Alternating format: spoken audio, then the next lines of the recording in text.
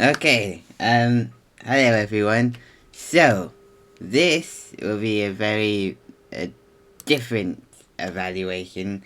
This will be my final evaluation of the project. Right. So, so for this video, I'm gonna be going through my whole site and taking a look at what I've done, all the pages on my site, and judging what I've done right, what I've done well in, what I think I've done well in, what I think I could have improved on, and so for this video, I've come up with a plan. So these are the questions that I'm going to be working my way through. So, most of these questions I got from Rob's F&B checklist, my F&P checklist, and I've used his questions because I wanted to make sure that I was answering the right questions, and if I hitting the right by answering these questions, I'll hopefully be hitting the right criteria. So first, before we get on with it, there's a few things I want to say or show first, and one of which is that I've added the final rendered shots of my environment model to my ArtStation account. And as you can see, I've oh, sorry. So I've added a few different screenshots. These first three show the different angles of the room. So you got the front, the front of the office, the back of the office, then the hallway outside, and then I've even included the prototype stage of the environment, so that so you can get a better idea of how it all came together. And it shows that I did have a plan of what I was doing. And these are the sketches that I've made, showing that the concept work that I did in preparation for this module. And I thought not only is it important to show the final results, but I thought it's also important to show the making of the model as well, because it gives people a bit more of an insight. It gives people it gives people a bit more of an insight on the process that I had to go through in order to get the final results. And this is a similar thing that I've done with a lot of my my projects that I've added here. As you see, this water bottle that I made last year, I think. I did the same thing here. I kind of showed the making of the model and how I UV wrapped the image around the bottle itself. And I was just showing like other designs I could have chosen for the bottle. And so I thought it'd be a good idea to keep up with that idea, or with that process, I guess. As well as that, I chose to present my final major project in this way because I feel like it is the best and most professional way for someone to view my work, to view my artwork, as in, and it's a lot more. The process of showing someone my portfolio on ArtStation is very simple. It's very easy. As in, if somebody wants to have a look at my, in particularly if an employer wants to have a look at my portfolio, then all I have to do is give them a link to my account, and they can see all the work that I've worked on, and they can see for themselves what kind of work I do. And so I that and sorry, because there are a lot of other art sites, shall we say, online, but a lot of them don't really have very appropriate content. So it wouldn't be very appropriate to ask your possible employer to have a look through all these other people. They're all this kind of what's the word I'm looking for? Inappropriate content just to find what you've done, your work.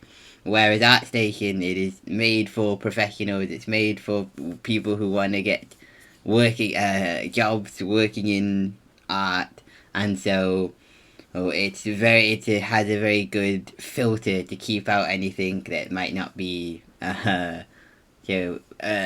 appropriate for a work environment. And so that is why I've chosen ArtStation as the platform that I'm using to show off my artwork, or show off my final artwork of this project. Also, so I just want to show a bit of an update for my Trello board, or the final update for my Trello board, which is as you can see, I've completed all the other tasks that I had for myself, that I put up there. And the only other task that I had up there was to add the final model to my workstation account, and as you can see, I've done that, so I've ticked that one off. But the final two that I have here are to think of questions for this, is in preparation for this video. One of them was to think of questions, which I've done, and and the second one was to start recording my final evaluation, and as you can see, I've already started doing that. So I can kind of move these ones over here, because now they've been completed. Well, not yet. Well, this one's not being it is being completed. So yeah. So I just wanted to show this to show that I have kept up to date with my Trello board, or with at least my final Trello board, or full of my new tasks. I wanted to show that I had kept up with it, that I hadn't forgotten about it this time, and I wanted to show me finishing it, so that you can see that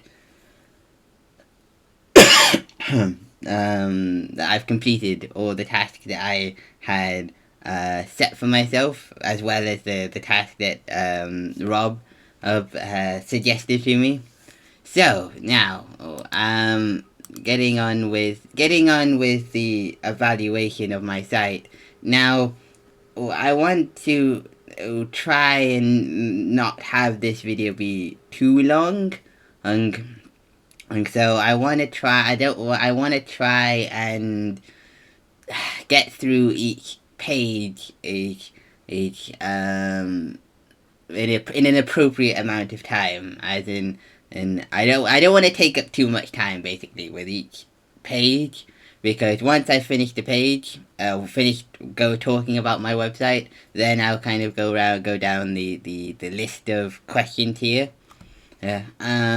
So I've kind of made this document here, and what this is kind of reminding me about certain topics that I want to bring up, certain points I want to make before I get on with it.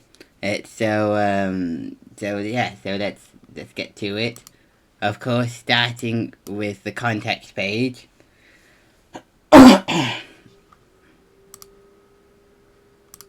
So starting with my context page, initially, yeah, I was able to. I wouldn't.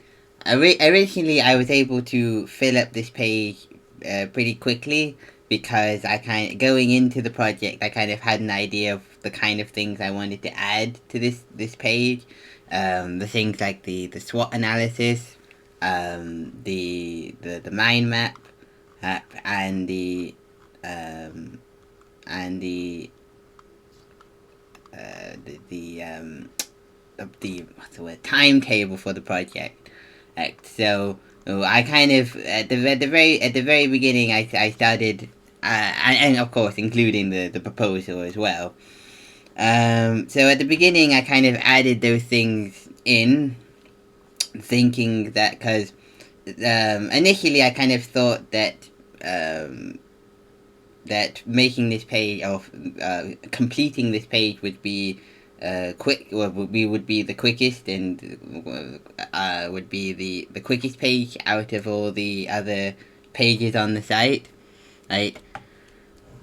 As it doesn't, shall we say, doesn't have as many topics as a lot of other pages on the site, but I didn't. It wasn't until I got back. I got Rob's feedback back that I kind of understand that I kind of made a bit of a mistake with this page.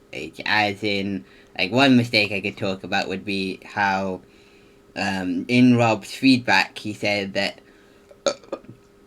Oh, sorry about this.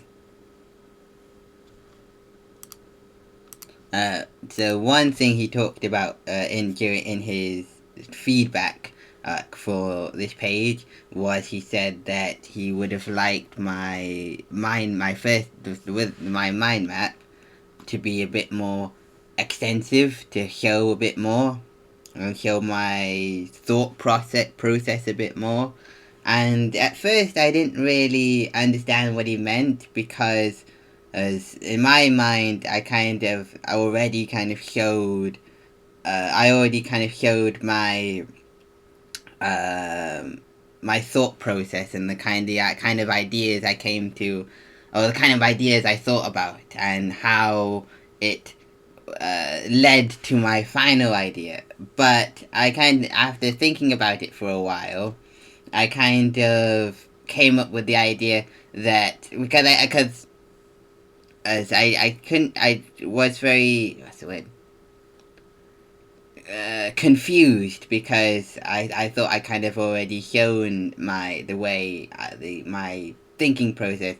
But then I came up with an idea that, maybe expanding my mind map doesn't necessarily mean coming up with new things or new possible ideas I could have thought of, but kind of going into a bit more detail about why I chose one idea over another. And this is what I did here, or this was my plan for what I did here, was this kind of, because it's like, again, a good example would be like the program that I used for this project. I had two choices, which was Blender or Maya, and then I thought, and then I kind of did the benefits, the pros and cons about each one, and then and kind of show, and then kind of, and I hope, and I hoped that this kind of was the bit more expansive mind map that he was hoping for, that kind of told him a little bit more about why I chose it, and why I've chosen one topic over another, or why I chose one idea over another one. And I hope that the changes that I made to the mind map kind of proved that. So that was the kind of first kind of big, what's the word, lesson I learned, I suppose. Yeah, lesson, that's a good word for it. And that's one lesson I learned, and that there's not always that that there's other that at first things may not be as simple as they seem, and that for some projects you might have to think a little bit more and kind of come up with a new way of looking at it, a new way of a new way of trying to or showing that you understand and why. Well, basically, I kind of learned that to kind of think about and to understand what Rob wants from the project, what Rob would be looking for from this mind map. And that's kind of how I got the idea to do this. Is because I thought, again, I was looking at the first one and I thought, well, it does kind of show the basic process of my ideas, but it doesn't really show why I've chosen one idea over another. And so that was my thinking behind doing this and making this change. And so that's what I learnt from making this change to to my mind map, which is just to maybe think about things in a different way and to kind of come up with a not to see things so, shall we say, not bluntly, basic, I suppose, is the word I'm looking for. As in, there's more things you can show, I guess, that's what I'm trying to say. The other thing that he talked about was he said that he wanted me to add a mood board to this section. Now, when he said this in his video, I was kind of shocked that I hadn't thought about this myself. Because it seemed like such a simple idea. It kind of seemed like obviously something you would do for like a modeling project. But for some reason I just didn't think about that because as I had already added a mood board to my planning and production stage, I didn't think about adding a mood board here. But I think in some ways this mood board, because I suppose when I've made the mood board for I made these two mood boards a lot later in the project than I did the one on my planning and production page. So with this mood board, I felt like I had a much better idea about what I wanted, the kind of tone, the kind of atmosphere I wanted for my environment. So in some ways, I kind of feel like this mood board is a bit more, shall we say, accurate to the one that I've used for my planning and production page. But also, I think it was also a really good opportunity to kind of really sit down and think, okay, what kind of atmosphere do I want to make for this environment, and how would I go about explaining that, and it was a really good making this and writing about this was a really good way of kind of, shall we say, organizing my thoughts and kind of understanding. Because again, Rob was talking, or in his feedback, and he was talking and saying that the way to get higher marks would be to show that you have an understanding about what you want to make, and show that you understand and what you want to make. And so while I was making this, or while I was writing up about this, that was all kind of what I was thinking about, was how do I how do I explain what I want, the kind of and I think I managed to find some really good examples about what I wanted and the kind of atmosphere, mood that I wanted.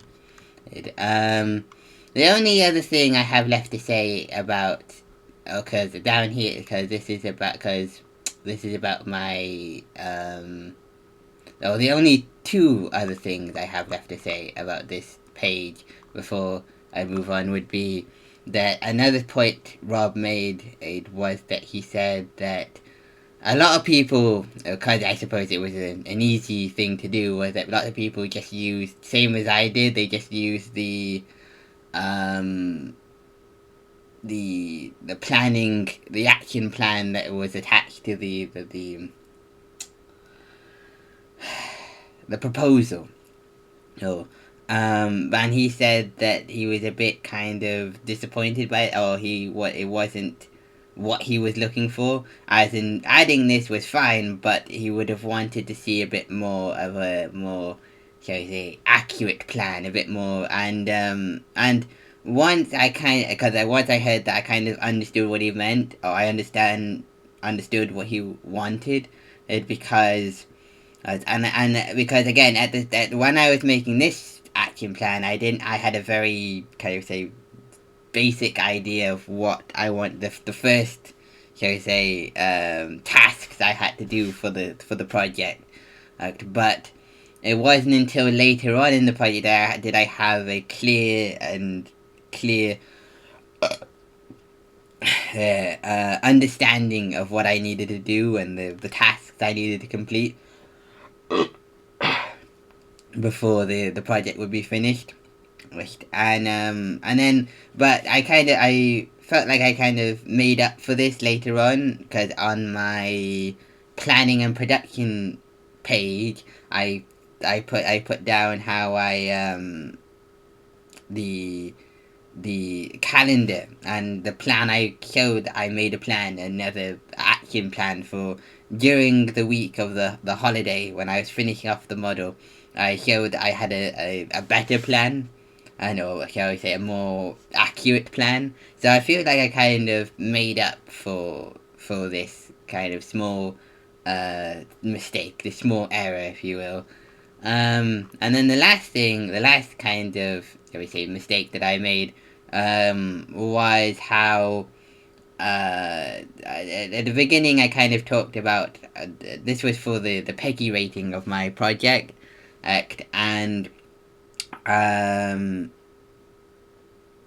and at first I wasn't quite, and the reason I was bouncing between two Peggy ratings, and I didn't actually pick one and officially yet, or at the time, was because didn't quite know what shall we say, what was required for each, for in order for it to meet this requirement, or to obtain that rating thing. And so it wasn't until I was doing my research and I did the Peggy rating that I find out that making it an 18 wouldn't really kind of make much sense, because there wasn't really anything explicit in the environment to make it an 18. And so that's why I was juggling between these two, because these two are on the higher end of the Peggy rating scale. And I knew, and I guessed it would be one of these two, but at the time I just didn't know which one it would be. And so then I had to come back, and once I made my choice in my research page, I had to come back and show that I've made a final decision for my Peggy rating. And the main reason I chose this Peggy rating was because there was nothing explicit enough to warrant a Peggy 18 in, and with a Peggy 16 I would be able to add items such as like alcohol or the weapons on the wall, and so it kind of added a bit more, gave me a bit more freedom, if you will. And so that was the last kind of adjustment I had to make to this page. Was that I almost forgot to come back and do this, but I was reminded by Rob when I came back, and this just kind of showing that I've made my final choice. So yeah, so this is what I have, and then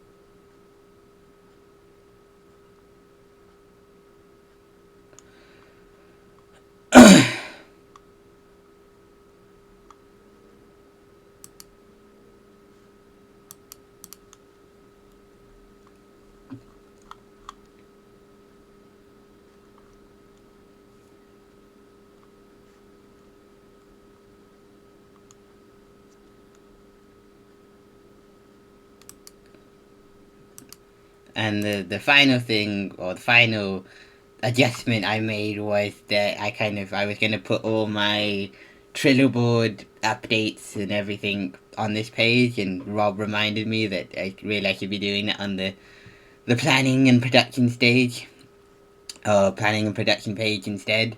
And so that was a very easy, very quick fix. I had to move it over to that page. Moving on to my research page. Now, as you could probably notice, my research page is very, shall we say, very long and extensive, and there's a lot of stuff in. There's a lot of topics in this, on this page, but the the biggest thing, I suppose, the biggest thing my basic plan when I was started writing for my research page, was that I wanted to give as much detail to each answer as I could, and try and get as much useful information as I could from each answer, from each text box what I could write. I say, a good example would be the questions I got back from my survey. I wanted to I wanted to kind of show and talk about all my thoughts and ideas that came along while I was answering these questions, and to kind of talk about whether it's going to change my plan or not, or change my plan for the project or not. But I think a clear, pattern, I suppose, you can see from most of my writing on this page, was that as I said, I wanted whoever was marking or reviewing this page to have a clear view, a clear idea of my thought process through almost every part of my research.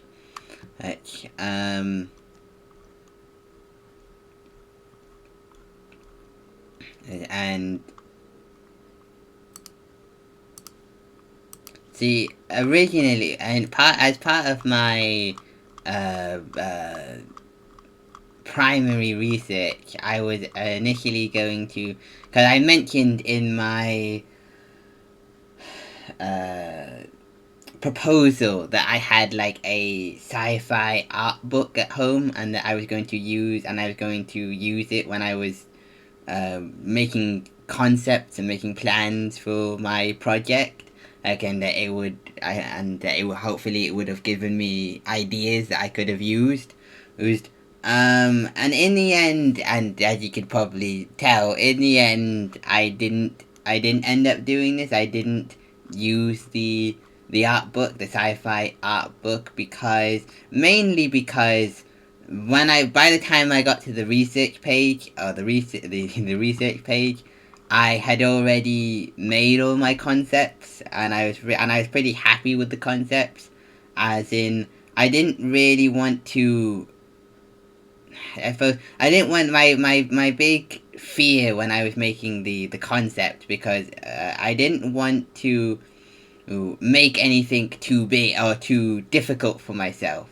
As in, like, I could have used the art book, and I could have come up with these really cool designs for the office, but I didn't want, as I said, I didn't want to make anything too difficult for myself. I didn't want to kind of give myself more unnecessary work, I suppose. And so I was feeling very cautious at the time. I was being very cautious about the kind of the concepts that I'd made at the time, and because as I said before, I didn't want to give myself too big of a job, or something that I couldn't have made.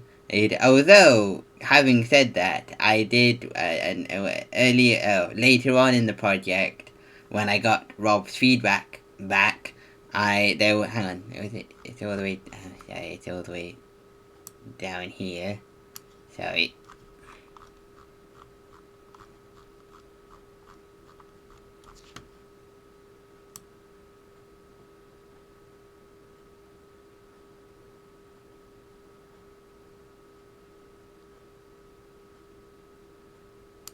Here it is. So, having said that, because I said I didn't really want to change the design of my office too much, and in case I did something unobtainable. But at the same time, having said that, I later on in the project, once I got Rob's feedback back, and he kind of talked about this page, he he said that I hadn't that a lot of the research I did, or a lot of the kind of research I was doing wasn't really, shall we say, um not appropriate, but not kind of fitting the model that I want to make.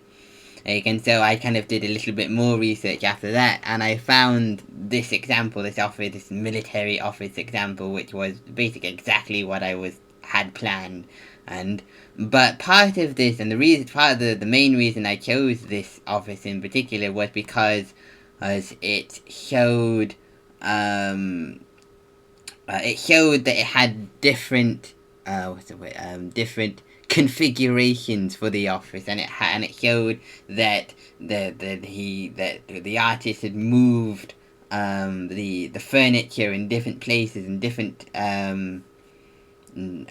places in the room, and how moving those objects or moving that furniture changed the room.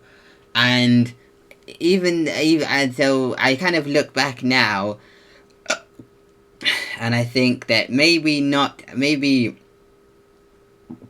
it was a good idea for me not to change the basic layout of the room, shall we say, the shape of the room. That was fine, but I kind of, looking back, I kind of wish I had experimented a bit more with like the furniture in the room, and that I kind of moved things in different places to see how they looked, because I feel like I would have come up with something a bit more. I could have come up with something a bit more exciting. I could have come up with something that would be possibly better than what I have now. And so that's one thing I wish I had done during the concept phase of my project. One part of my research, which, another, shall we say, bad habit, I suppose, that I fear that I have when I start my research, or is that sometimes I feel like I write too much, and sometimes I feel like I go overboard sometimes in kind of giving too much detail about things. And I said one example I can think of, or one example that I kind of feel like I may have done this, would have been the section on genre, as in like I kind of talked about the origins of the genre of sci-fi and who started it, or the main people who had started it, or the main stories that kind of started the idea of sci-fi. Then I kind of went on to like the more, shall we say, modern versions of sci-fi, and how the sci-fi stories kind of became more mainstream during the 60s. Yeah, and then I kind of went into like the different subgenres, because the main reason I wanted to talk about subgenres was as when I started doing research for this, I found out about it, and I didn't know there were different subgenres of sci-fi, and so I thought it was interesting, and I thought that it would be something cool to mention while I was doing my research. But my original plan, and I'm glad I didn't go ahead with this plan, was that I was going to make a small section for each subgenre, and because again, and I have some, because I think the reason I kind of went kind of a bit all out on the genre of the genre section of the page was because of course I like sci-fi, and it's something something I'm passionate about. So I was really interested and intrigued to find out more. But at the same time, I also have to keep in mind, of course, that the project that I'm doing, I have to keep in mind um, that I had to move on to other topics as well. Oh, so I think that's why I kind of went so overboard, might have gone overboard with this section of the site. But I think it was a good idea. It was a good thing that I discovered these about subgenres, because without knowing, I discovered the genre my favorite genre, that the genre that I was trying to replicate for this model did actually have a genre to itself, or did have a subgenre to itself, of military science fiction. And I thought I thought it was very important to mention in the fact that there is this other genre, or that I know about this genre or subgenre, and why I like it so much, and where I get these ideas from, and why. And that was kind of my thinking behind making this. That was my thinking when making my thinking behind making this part of the site, the genre part of the site. I wanted uh, Rob, or whoever is going to be marking the site, to uh, to know that I know what genre I want, or what particular genre I want, as in. So yeah, so that was my thinking behind all this.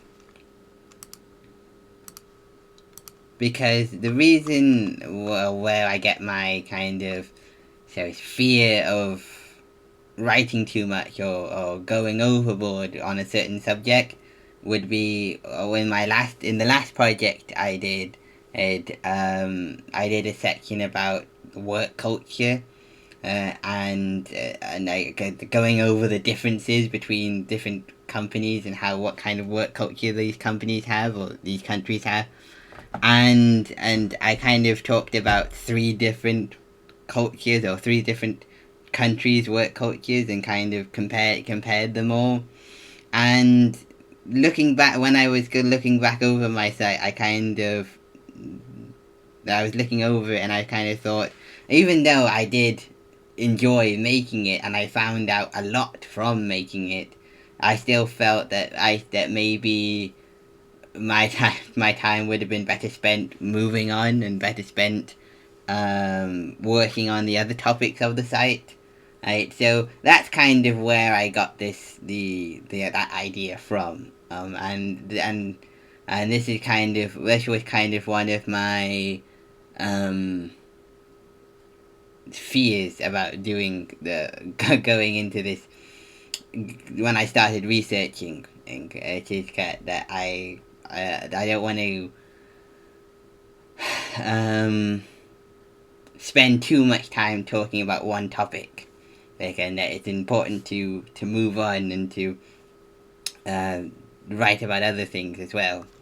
Uh, so I wanted to quickly talk about this section as well, because as when I kind of skipping ahead here, but when I started making the practical skills page of my site, right, I started I used this video tutorial, and part of the video tutorial.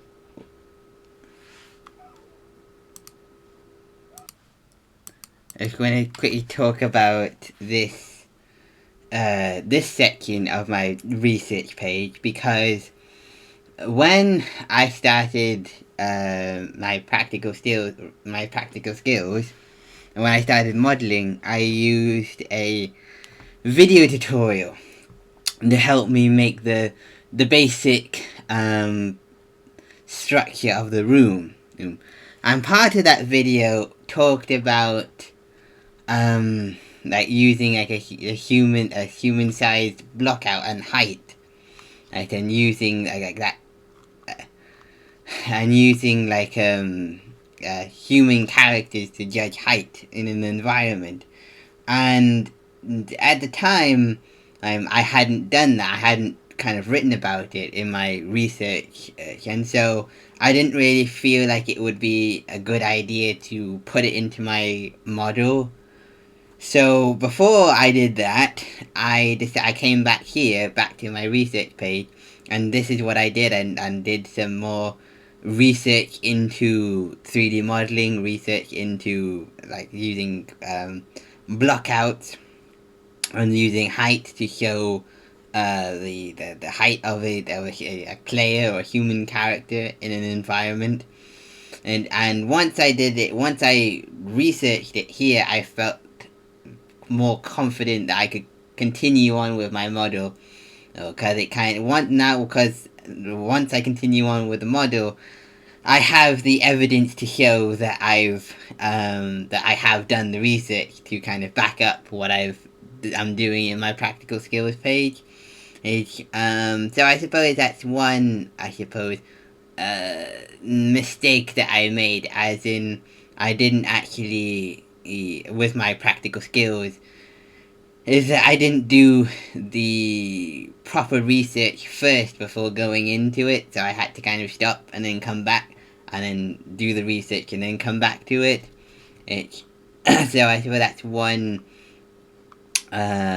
small error that I made when I started my practical skills page.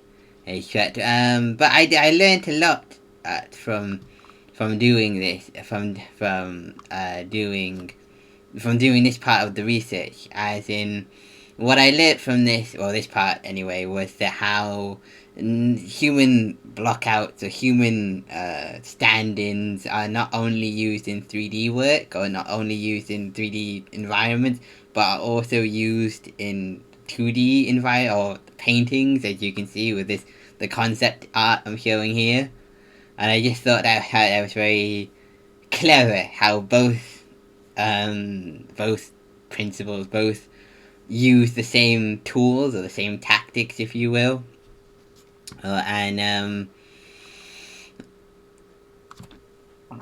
I also felt confident when I did this, when I was doing this part of the research, because I kind of felt like I'd already in some way kind of started doing a lot of what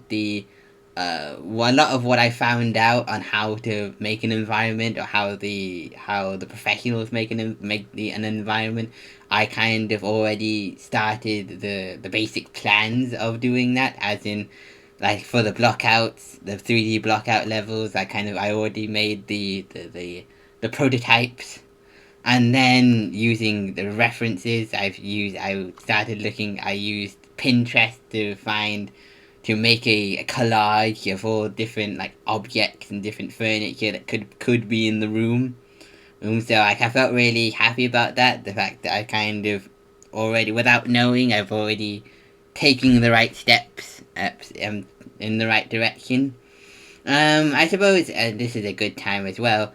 Oh, another problem that I had during this project, or that I unfortunately wasn't able to fix, or wasn't able to solve, was that so this image, someone is using PureRef, and PureRef is a reference image, a reference app used by artists. They're used by 2D artists, 3D artists, and it's used to collect a whole bunch of images together, a whole bunch of references together, and you're able to like label different groups, and it's a very useful tool.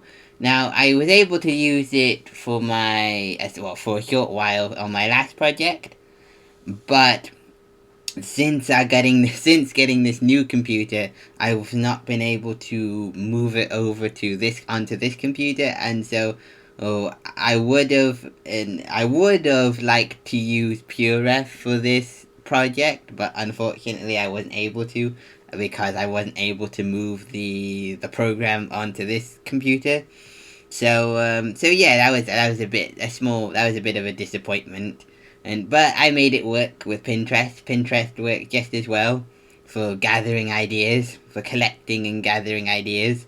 As I just think PureRef would be a lot more, shall we say, not yeah, I guess professional. You're able to do a lot more with PureRef, and you're able to see a lot more images together, because like with Pinterest you have to focus on one image at a time, whereas with PureRef you can see a whole bunch of images together, and so that was the one small hiccup I suppose I had during this project. Another point I suppose, when I started looking into textures, is that I tried looking into for this project. I tried looking for other um other websites that could have textures, or other sources for textures, because I used Ambient CG last year.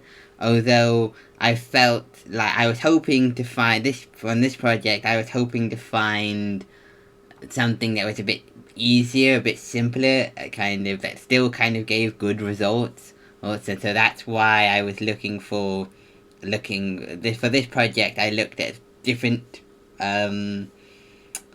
websites for textures, and I'm happy that I did, because one of my oh sorry, one of my most useful textures that I found was from texture.com, and not Ambient CG. Ambient CG didn't play as much of as a big role in this project as it has for other projects in the past.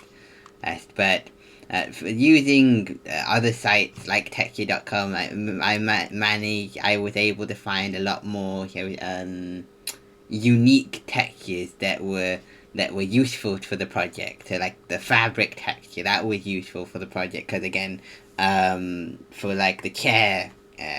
I'm very pleased that I went to the extra effort to look on different websites for textures.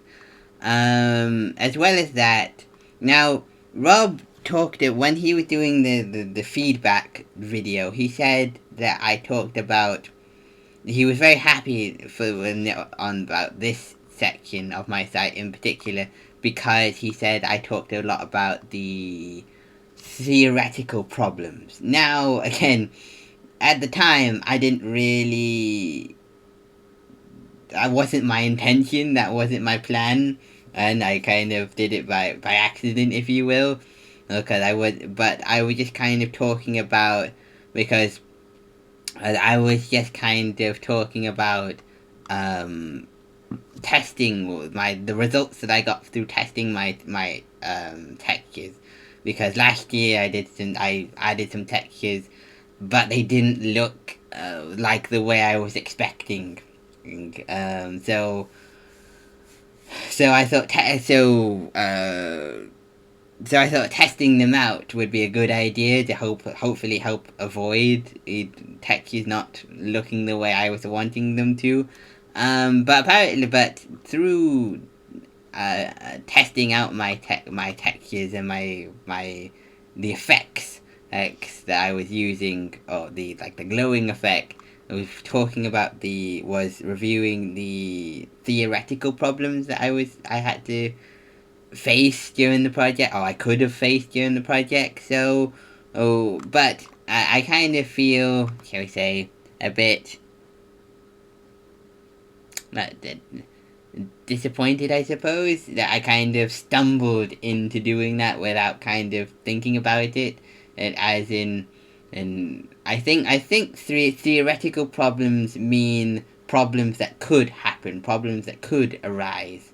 And now because when you put it like that, I kind of understand what he was talking about now. I understand why he was like this section, because during this section I'm kind of talking about how, what if the light, whether the light reflects correctly, or about how adding adding the nodes that I added last year to my last project, how it helped kind of add a bit more of a 3D effect to the textures I was using. And but in any case, I'm happy that, by accident or not, I did talk about um the theoretical problems that could have arose from me adding these textures. And this part came from, again, Rob's feedback, which he kind of talked, because was it Rob's? No, actually, I think this was before Rob did his feedback, but I was kind of a bit, when I was started this set, because I was doing competitors and market research, because for my last project, I was a bit confused, because the way Lewis described them, they kind of sounded a lot alike. And he kind of agreed. I asked him about it, and he agreed, I added them both together and did them both as one, but I wasn't sure if Rob would be happy with me doing that this year, or would want me to do that, and so I was a bit kind of confused about what to do next, and so and then I kind of asked Dave what I should do about that, and he kind of suggested I look at other sci-fi environments and kind of look at what I like about them, or maybe what I don't like about them, and kind of compare and contrast. And so this is what this section is doing. This is what I'm doing for this section. And I had the idea to also talk about color theory as well, while I was doing it, so just add them all together. And I was very pleased with this section, because I felt like um, I managed to tick off a lot of boxes. I managed to complete a lot of tasks together in one, and they all kind of fitted together. Although I was a bit kind of worried if Rob would have liked it or not, and whether he would want me to kind of separate them and talk about them separately. But again, haven't got any complaints ain't yet. So I think he likes it, and if I want me to keep it this way. Eh, um, and so I was very pleased with this section, because, as again, I feel like this section kind of really, what's the word, kind of, I was able to kind of really nail down and really talk about what kind of, well, like I did with before, the kind of atmosphere I wanted for my model, and the kind of um, feeling I wanted the player to have, or the kind of, and how to go about that, and how using different colors could do that. And so I was very pleased with this section. This section was the newest section that I've added to my research page, and this was the very last topic I had to do on my checklist. Very last topic I had to do on my checklist is and talking about the narrative. And again, I didn't really have I wasn't really sure whether or not to do this part, because again, my project didn't really have a narrative to it. But Rob suggested in a way I could include narrative into into my model, and that would have been using objects, using the environment, and I thought that was a really interesting idea.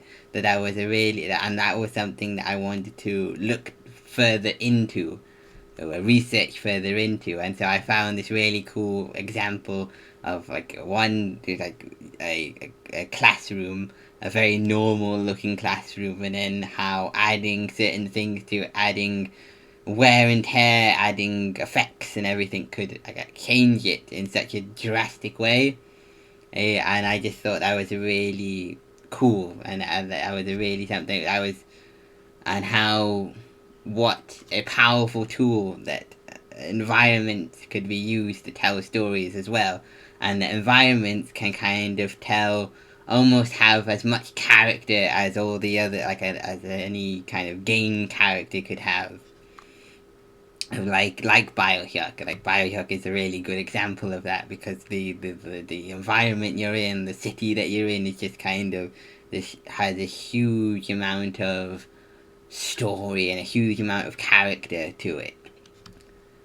And it kind of really does tell a story and kind of give the player clues as to what happened and how it ended up the way it did. And then this is kind of doing the same thing, but kind of with objects, and with one object in particular, and how adding, you don't want to make an object look too perfect or too pristine, because that kind of makes it look very unrealistic, and how everything has scratches and bumps to it, and how each bump and scratch can kind of might tell a story and kind of make the object more interesting. And I kind of talked, and I kind of, so having done this, I kind of wish I knew enough about modeling to do something like that for my model. But for now, I think it was just something very interesting to look up and look into. But one day I hope to add something like this to my models, of the kind of the wear and tear, and make them look, which will make them look even more real and lived in.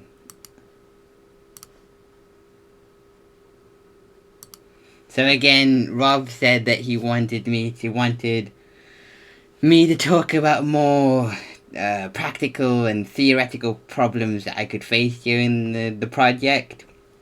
And this was something I came up with. This was something I wrote about out, and I tried thinking about the kind of practical and theoretical issues that could come up. And it was very, I found this to be very difficult, because I wasn't quite sure what counted as a practical problem or what counted as a theoretical problem.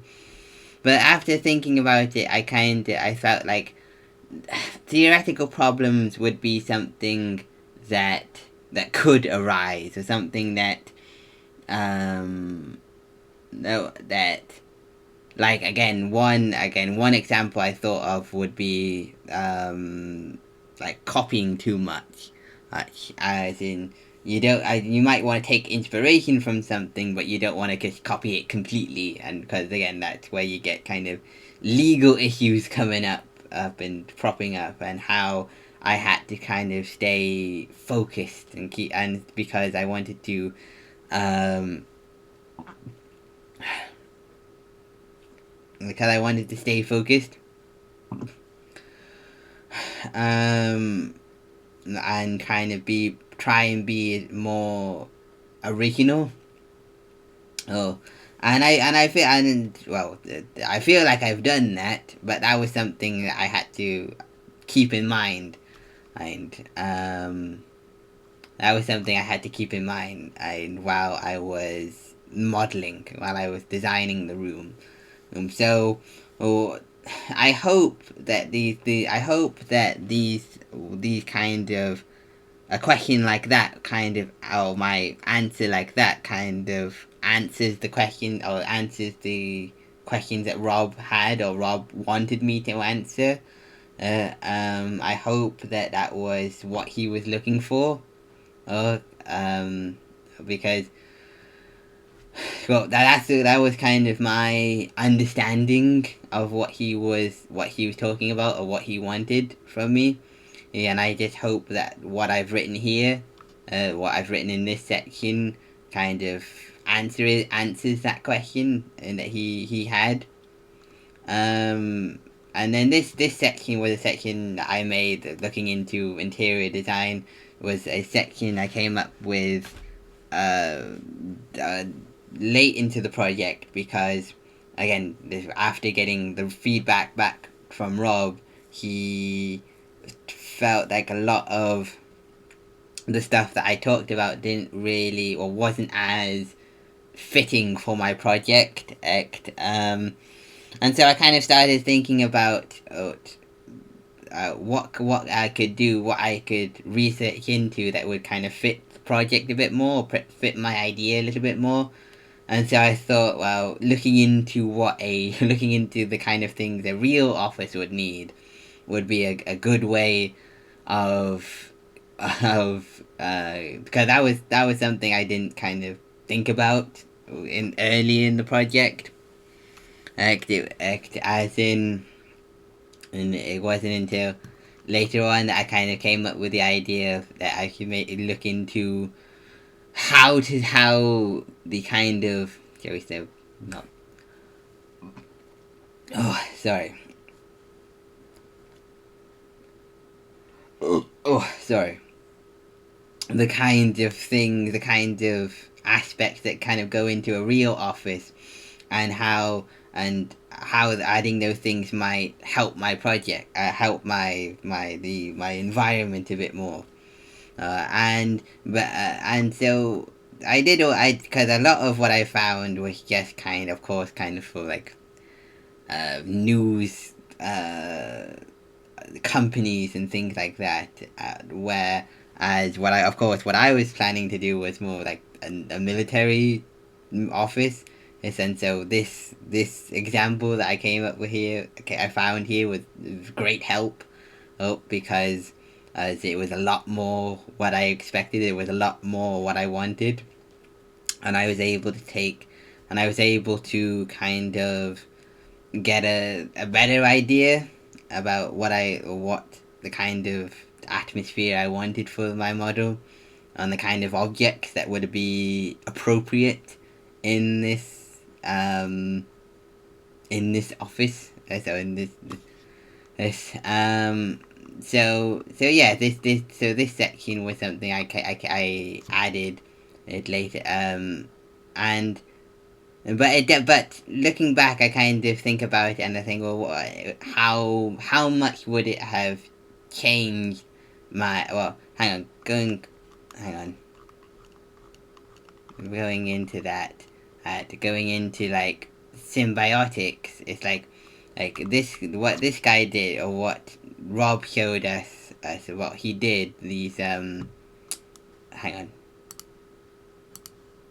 because because Rob showing us this guy, showing this kind of things he's done was really interesting and really fascinating because, again, and though I don't really think about level design to this detail. Don't really think about it to this kind of this standard. And he was talking about how you could do the same thing, but for like your discipline. So like I could do the same thing for modeling, and kind of show my thinking and my thought process behind the whole thing, and why things are the way they are, and why I decided to model things in a certain way. And I just thought that was such a cool and different idea that I wish I hadn't thought about at the time. And but more to the point, I look over what this guy had done, and the kind of analysis this guy had done, and I kind of think about how much different my environment would have been if I had looked deeper into symbiotics at the beginning of the project. Because that's kind of another thing that I kind of think about is how,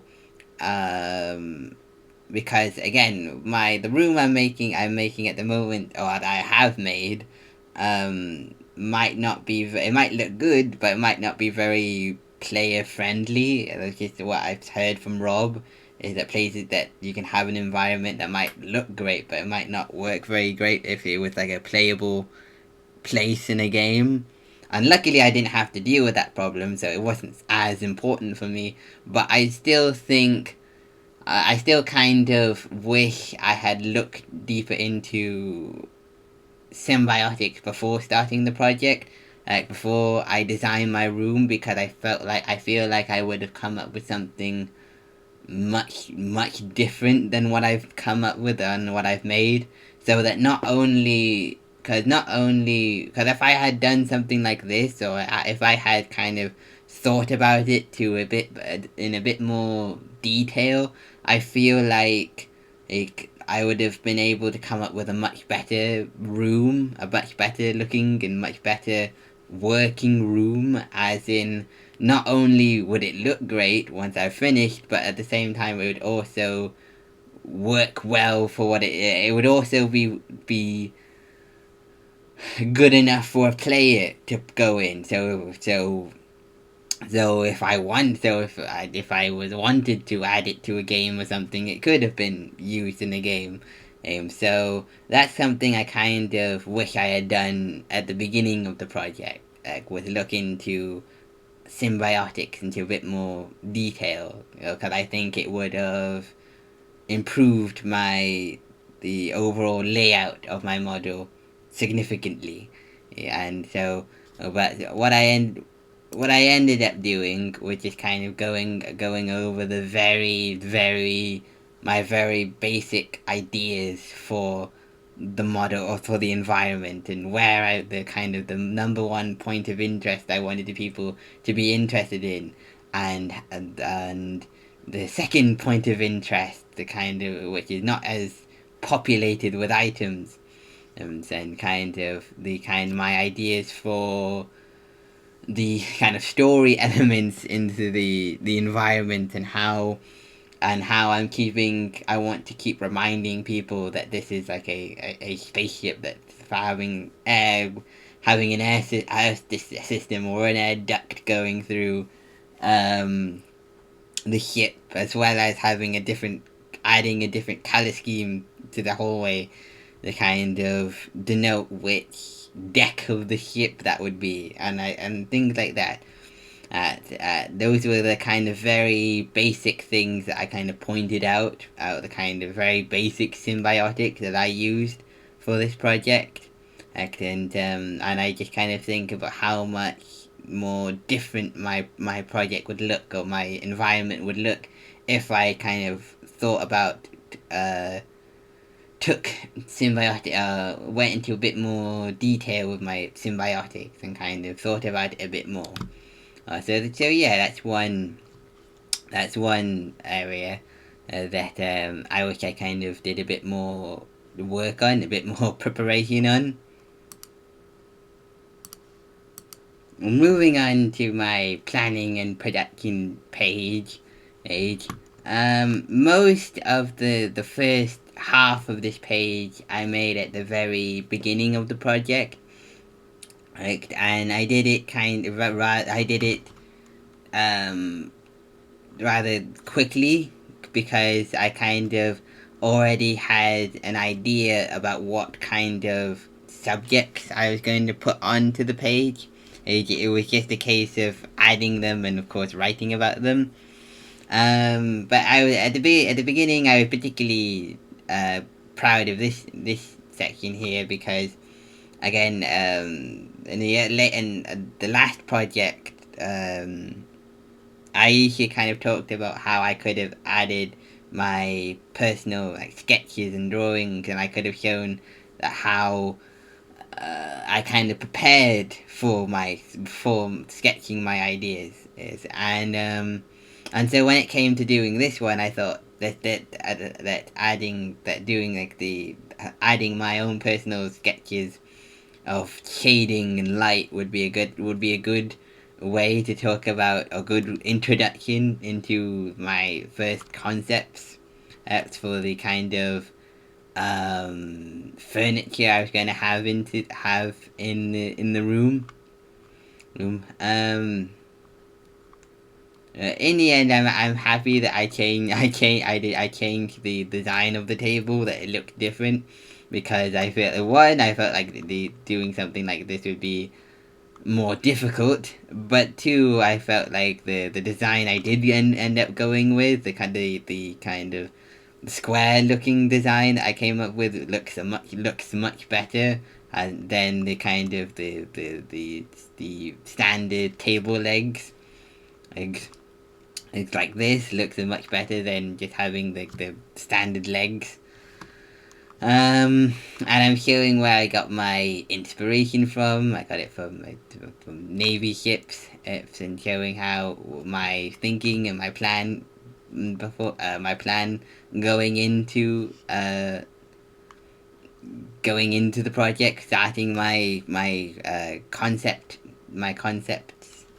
Um, but also something I was particularly or most proud of at the time, well, starting off, making was drawing my concepts in 2 point perspective, because I feel like it really adds to the detail. It really adds to the quality of my concepts, and it really helps. Well, in particular, it helps me most of all get a really good, clear idea of what these objects would look like in 3D space.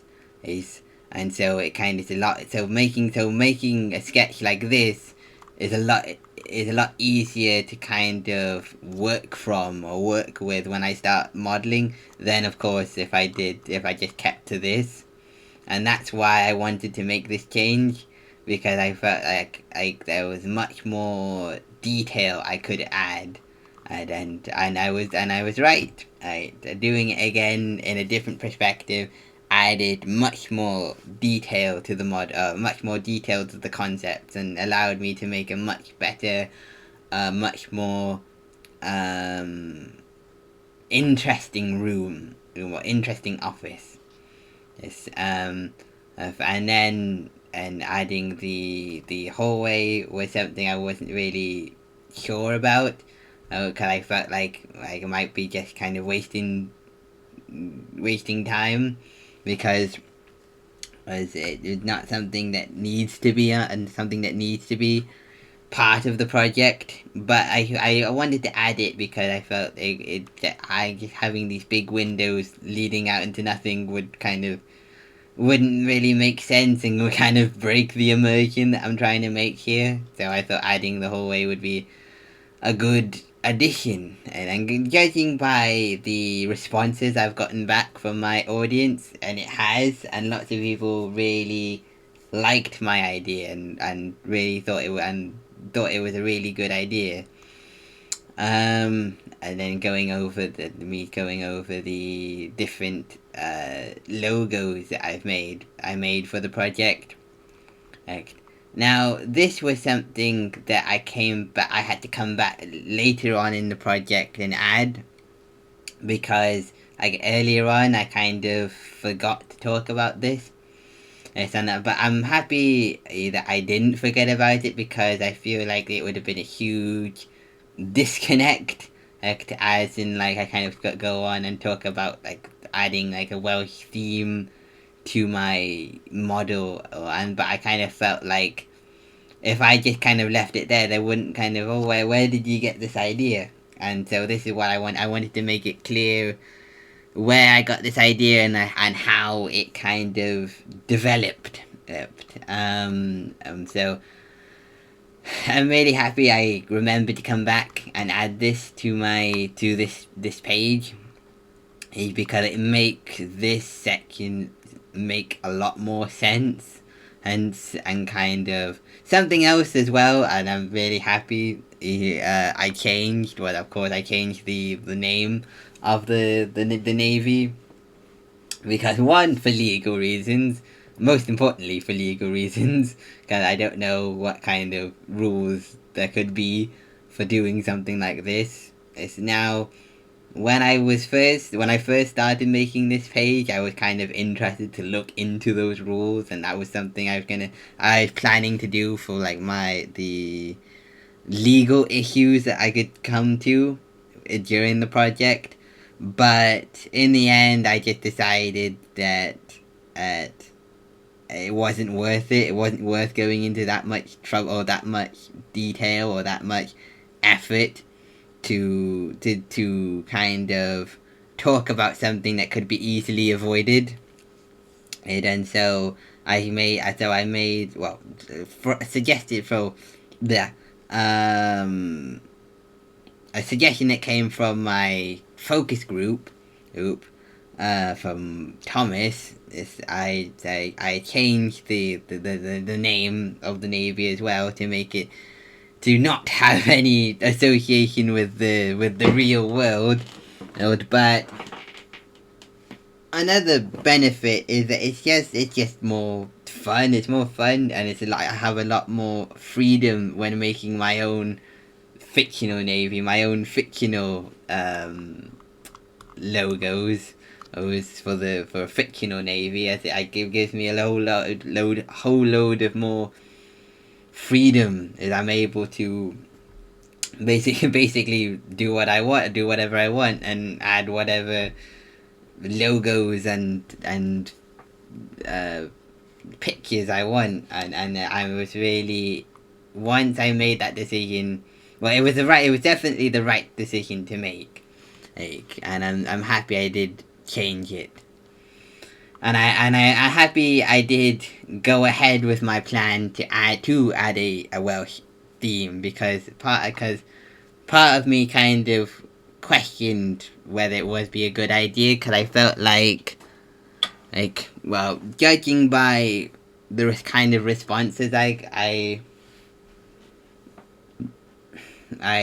got from my focus group, I think people said, "Oh yeah, that's a kind of a cool idea," but I didn't really get kind of the sense, shall we say, of excitement and from it. I didn't really get kind of the reaction I was hoping for, I guess. Yes, but I'm happy that I did do it anyway, because I feel like it really does add something very unique to my environment, something very unique to this kind of sci-fi environment that I've made. Aid, so one mistake, I suppose, that I'm more disappointed about in this section, this page of my site, would be not keeping up to date with my Trello board again, and because throughout the project anyway, because in my last project, I did the same thing. I made the same mistake because I get so caught up with the project itself. I don't really I forget to talk about. I forget to talk about the Trello board, or then to tick things off, which is bad, because the Trello board is supposed to help. It's supposed to kind of supposed to kind of manage things into more easier chunks, if you will. Oh, but I just kind of, when I was making my plans for that week, that final week, I just kind of completely forgot about it, which is bad, because, like, as I said when I started the project, I said that I wanted to try and keep more up to date with it. And of course, in regards of the actual project itself, the main project itself, I failed on that remark. Um, and so it wasn't until, like, after the project, after I finished everything, that I came back, that I remembered, and I came back and ticked everything off. So I was a bit disappointed about that, and I wasn't able to keep up with that, because, again, that remembering my Trello board, remembering my schedule, is something I'm gonna have to get used to within projects. It's something I'm gonna have to learn to force myself to remember, because, again, and I can quite imagine with, like, even with bigger projects, more, shall we say, professional projects, like that the pressure, the stress is gonna be even tougher, and so I need so it would be a really good idea to kind of get into that habit of checking my schedules or checking my Trello boards and getting into the habit of ticking things off as I do them, because as again when it's gonna make everything, so I can quite imagine that on a project like that, like a more kind of bigger, more professional project, like I can quite imagine that doing something like this, having a Trello board would be even more important and be even more useful. Oh, it's just that I just need to uh, remember not to get so focused on one thing, because once I get focused on what one thing, I kind of almost forget everything else. And I just need to try and stay on track. Is what I'm trying to say, I guess. But after the project, after I finished the model itself, I came up with some new tasks to do, because there were some problems or some not problems, but some changes I wanted to make to the project. Oh, sorry. And since I kind of finished early, I had the time to make those changes, and so adding these new tasks kind of gave me a second chance to kind of stay up to date with my Trello board and to make sure that it gets done. And so this is why I've done this section here, to show that I'm ticking off each section or each part of my Trello board. And then this is the part I was talking about at the beginning, talking at the one of the latest updates I made to the Trello board, which was the only thing I had left to do was at that time was just add the project to ArtStation. And then I made this was the last update that I made, kind of saying that I only have two tasks left, and that those two will soon be complete, and which is what I'm doing right now, the tasks that I'm doing right now. And this is what I was talking about before on my context page, and how Rob was a bit kind of disappointed that we didn't kind of that I didn't come up with a more detailed plan for a detailed schedule for my project. And so this was when I got that feedback back. This is what I did. This is what I did next. I took that opportunity to kind of plan out the last week of last week of the holiday, which is when I kind of finished the project. And I was able to work my way through my final tasks pretty quickly, which I'm happy about. Then this was something I did recently. Rob wanted us to evaluate the progress that we've made, the written progress that we've made, right? And kind of tick off all the things that we've completed, and kind of come up with a plan for things that we haven't done yet, and how we're going to tackle those things coming up. And so this is what the checklist looked like at the time. And then this was more recently. Was it more recently? Oh, no, sorry. No, this one was a plan I came up with more recently. And this was after the project after I finished the project, after I finished the modeling the project, and these was the final tasks I had left to do, which was to research into how to tell a story using the environment, the evaluation video, adding the model to ArtStation, and then of course the final evaluation, which is what I'm going over now. Well, this was before. This is the final week of the holiday that I had, and in that final week, I kind of finished off the modeling. I finished off the model completely.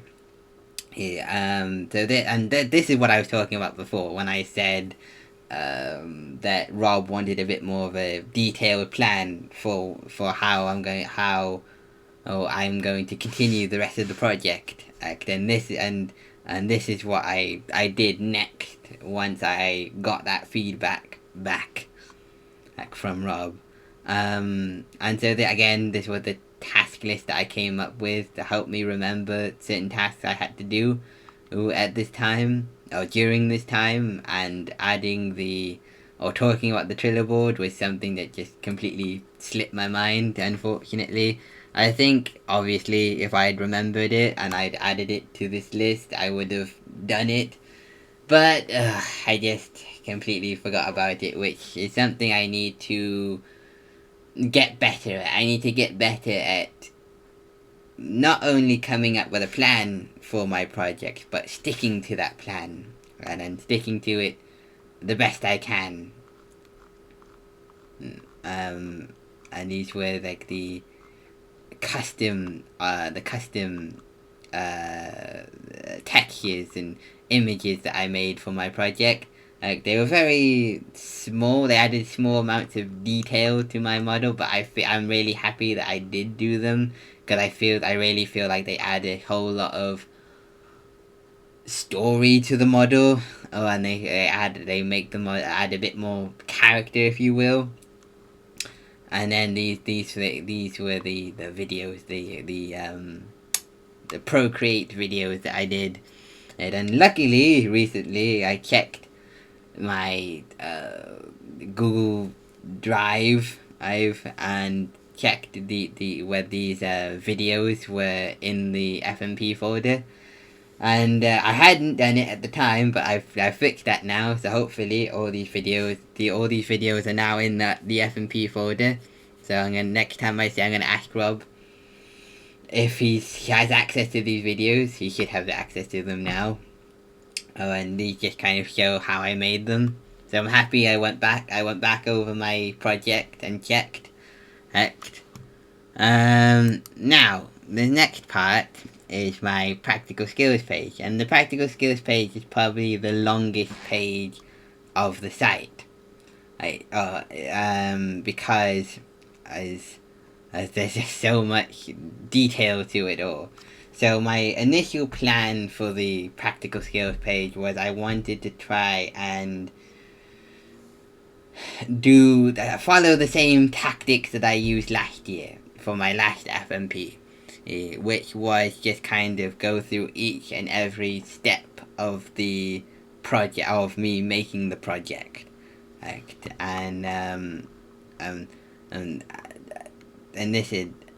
at first I wasn't really sure whether I could add the tutorial videos into my practical skills page, because I've already added them to my research page, kind of listing the list of videos that I've made or videos that I've used.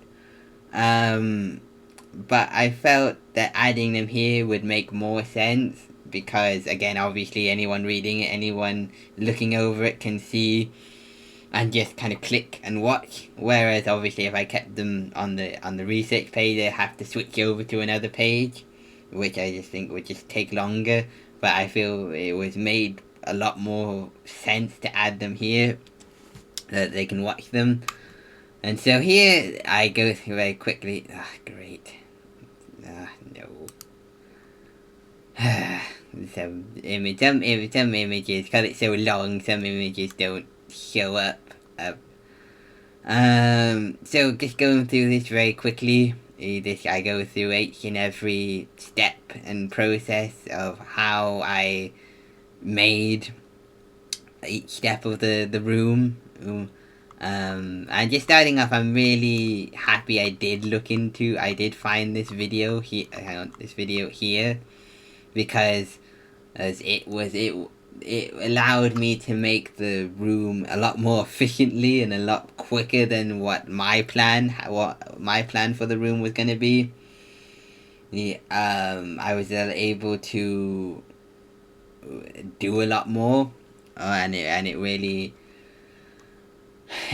helped. This video, following this video, the first half of this video really helped. Because it allowed, and this video as well, because again, one of the big problems that I thought I was going to have going into this model or this environment was going to be setting up the cameras, because the cameras can be very difficult to get into position.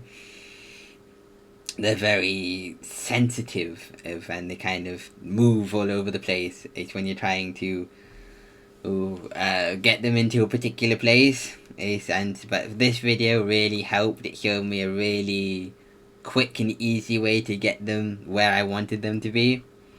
So just very quickly going through each and every step of the process, and as well as that. Another piece of feedback that Rob gave was that he wanted me to kind of highlight certain terms that I've used while I was writing, because it kind of shows that I understand what these words mean and what they do and how they impact my model, and the right changes that they make to my model. And so I went back and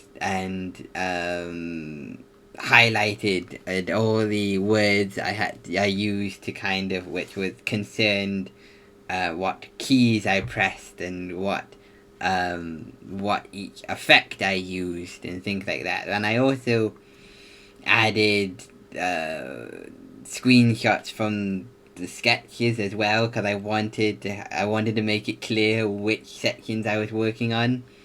And that people kind of understood. I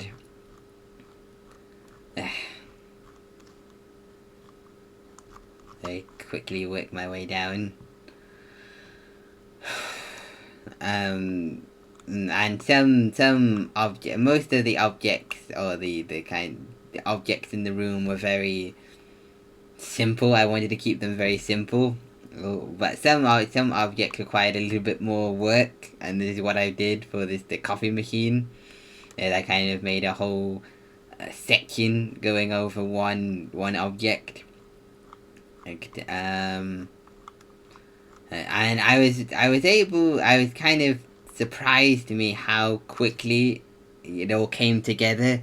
When I got to this section, it kind of surprised me how quickly I was able to model everything. I was able to model the front half of the room at least. So then moving on, and I got on to the back half of the room, the second half of the room. And I tried doing something different, I came coming up with a new idea, but unfortunately it didn't work. And I had to change it again. And again,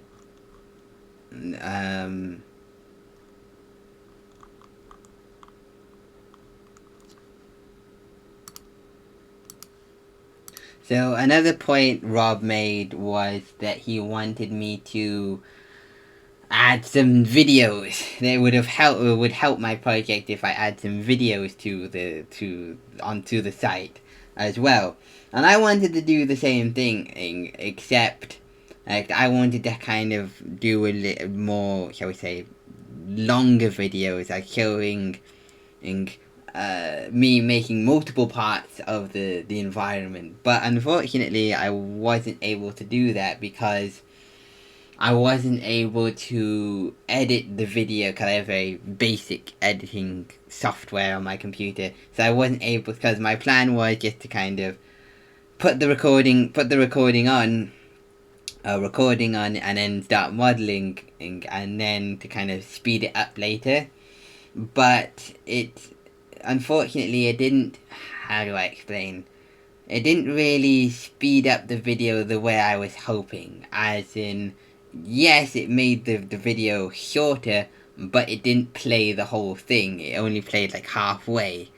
So I didn't get to see the whole process. So I had to kind of keep the video to very short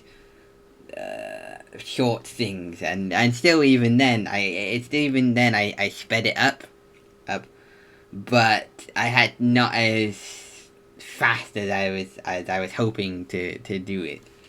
So these two videos just kind of showing me making certain parts of the environment, and doing videos like this really really helped cut down on the amount of writing I had to do for those sections. And I kind of wish that I'd done videos for a lot more of the page, a lot more of the process, because as I did, it was a bit frustrating in certain areas, because as I was able to model a lot faster than I was able to write. So I had to keep taking these breaks to kind of catch up with my writing and kind of course, document all of it. And it was a bit, I did get a bit kind of frustrating at times, because I just wanted to just get on with it, and because of course, because I enjoy modeling, but I had to keep coming back and had to keep catching up with my writing. But the adding video certainly did help. It helped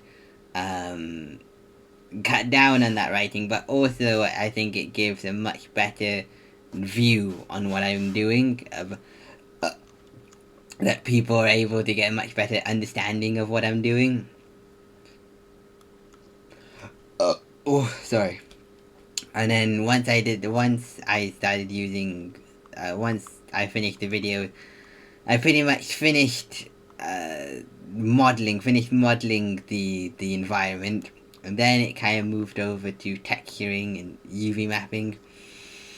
And I was expecting to have more problems with my texturing, because sometimes I wasn't sure how well these textures were going to work from these other sites. I trusted kind of ambient CG textures because I've used them before and they work fine, but like things like from texture.com and from what other websites that I hadn't used before, I was kind of expecting to have more problems. I was expecting them not to work, and which would have, of course, meant I'd have to kind of solve more problems to kind of get around it. But that didn't happen. It all kind of went very smoothly, and I'm very happy to say it went very, very smoothly. Yeah. So this was the combination of nodes that I used to add the textures onto my objects in the environment. Now, I mentioned this before in another evaluation, and how I talked about how I do feel a bit disappointed in this project, because as I feel like I should have come up with a new way. I should have found a new way of texturing or a new way of modeling, and because again, this part of this project is learning new things, and I felt kind of bad that I was using a lot of methods that I found out last year. So I do kind of feel a bit bad that a lot of the texturing process was very much the same as it was last year. But then again, I also think about it, and I think that it's kind of, in some ways, it's a good thing that I didn't kind of look into new ways of texturing or modeling, because this is a project. This is the college project, and we didn't have very long to do it. and I didn't really want to get into something new, and and try and then kind of come up with problems. And well, it would have been very beneficial to my problem solving section of my site. So, but I also wanted to have something done, to have something finished to show for this project. So my main goal, of course, my main goal for the project was to make sure that the model was finished, that it was modeled, or that the environment was finished, that it was modeled, that it was textured and rendered and lit well and rendered. That was my main objective. But at the but and so I kind of feel in some ways it's a good idea, a good thing. I didn't do find any new things because that could have gotten in the way of finishing my project. That could have gotten in the way of getting this project done. But at the same time, yeah, it's kind of a bit of both for me, because I'm a bit kind of disappointed I didn't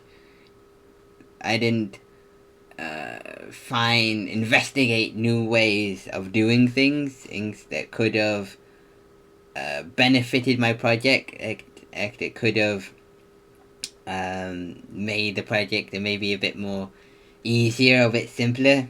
But at the same time, I'm also thankful I didn't do it, because it meant that I got the project. It meant that I was able to finish the project on time. So it's a bit of both, in that regard. And it's me showing the texturing process I went through.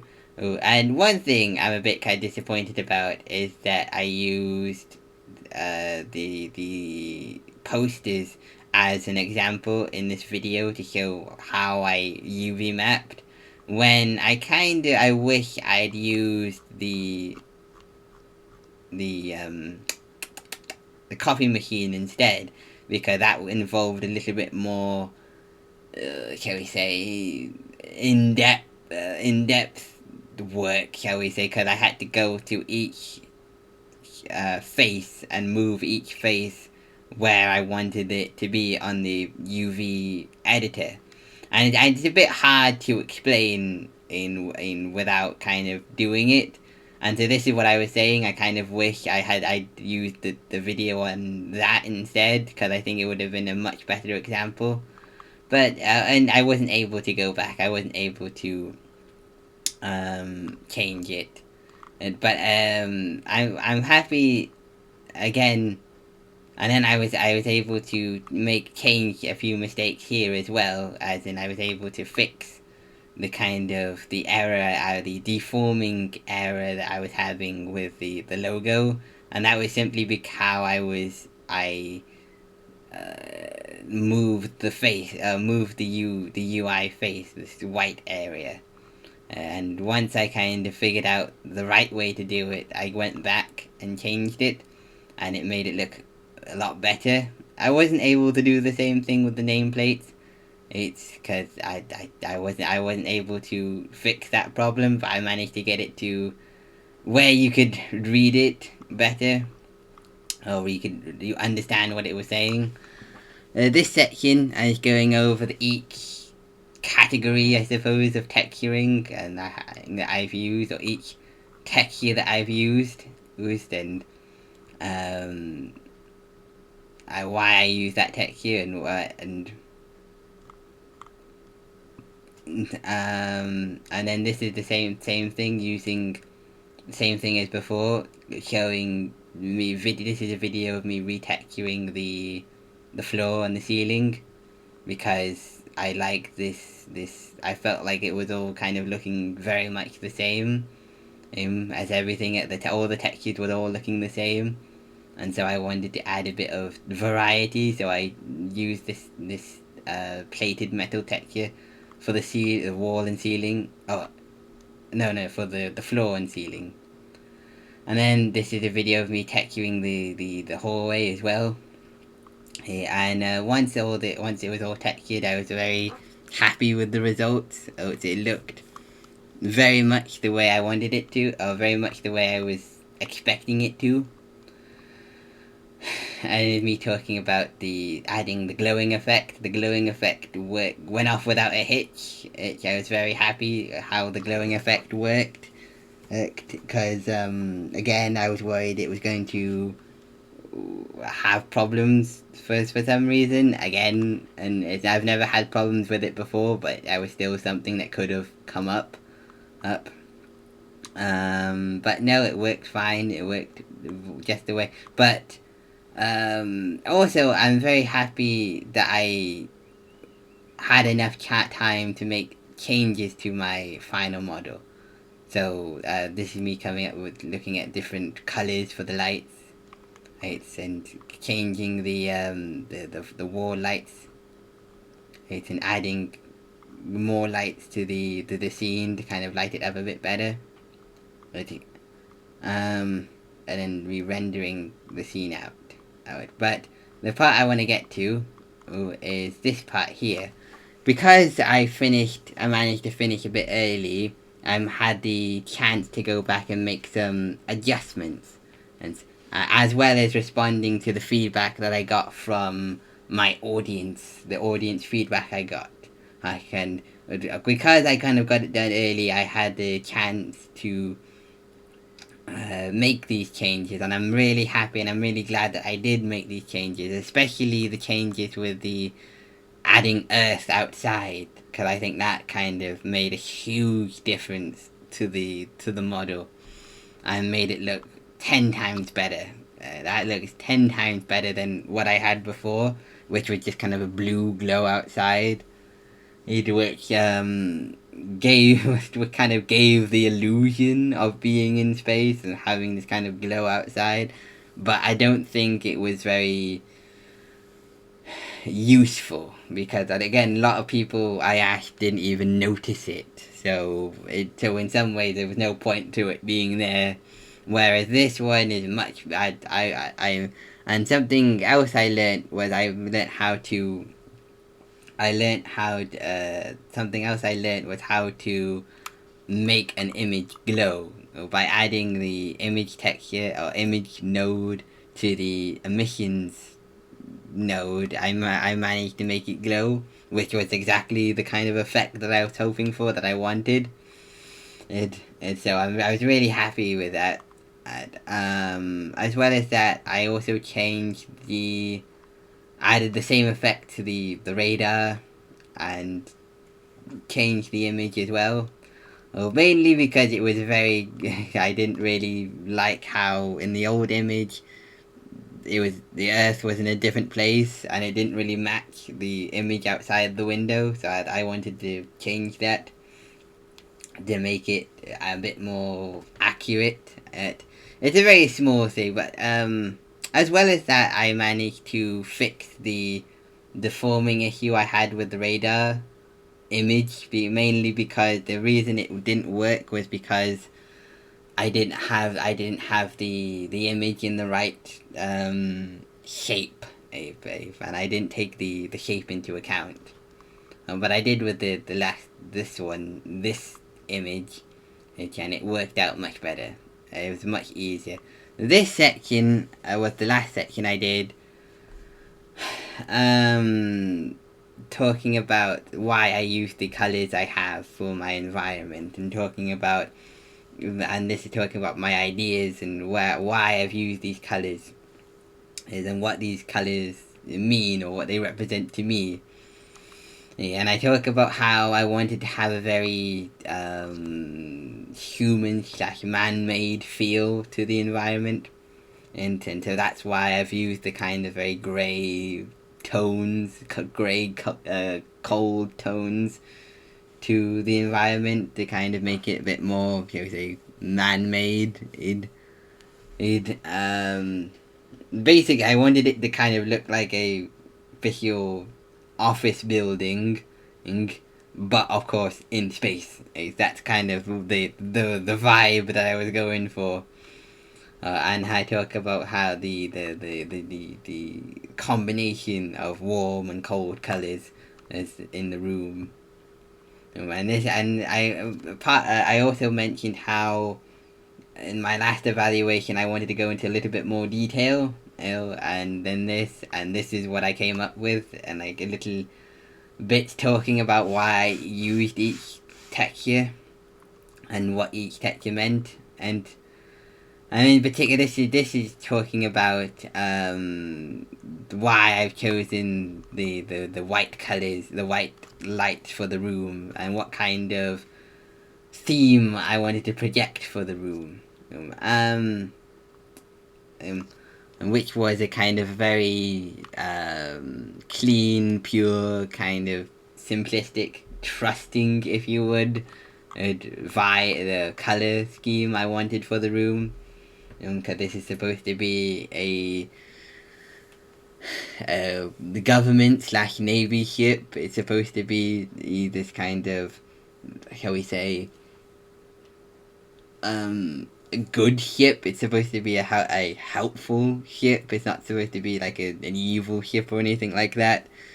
So that's why I've used the colors I have, very kind of dark but kind of light tones as well. Oh, and hopefully I managed to get that across. Now,